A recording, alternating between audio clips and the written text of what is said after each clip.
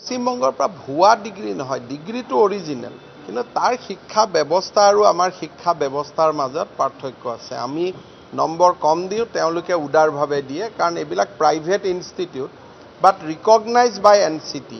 ভুৱা শব্দটো ব্যৱহাৰ কৰা ঠিক নহয়, কিন্তু শিক্ষাৰ এটা পাৰ্থক্য আছে, কাৰণ সেইবিলাক mainly from private institute recognise by NCT। অভিযান কেনেকৈ চলাব, সেইটোতো দেশৰ আইনৰ বিৰুদ্ধে হ'ব। কিন্তু বেলেগ বেলেগ আছে ভুৱা ডিগ্ৰী, কিন্তু BEd ডিগ্ৰী সকলো ভুৱা নহয়, এইটো ক'লে ভুল কৰা হ'ব। কিন্তু কিছুমানে যেনেকুৱা BEd ডিগ্ৰী লৈছে, ইফালে স্কুলতো দৰমহা লৈ আছে বা পঢ়ি আছে, কলেজত পঢ়ি আছে, অথচ BEd ডিগ্ৰী লৈছে। কিন্তু BEd is a full time course, ছুটি নহ'লে BEd পঢ়িব নোৱাৰি।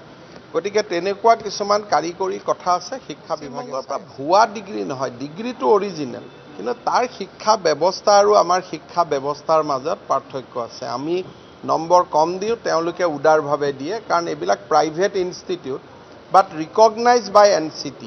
ভুৱা শব্দটো ব্যৱহাৰ কৰা ঠিক নহয়, কিন্তু শিক্ষাৰ এটা পাৰ্থক্য আছে, কাৰণ সেইবিলাক mainly from private institute recognise by NCT।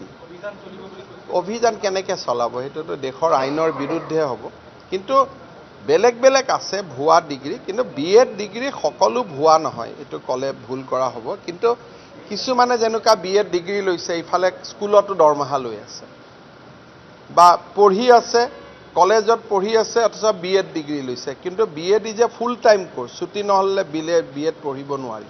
গতিকে তেনেকুৱা কিছুমান কাৰিকৰী কথা আছে শিক্ষা বিভাগে চাই আছে।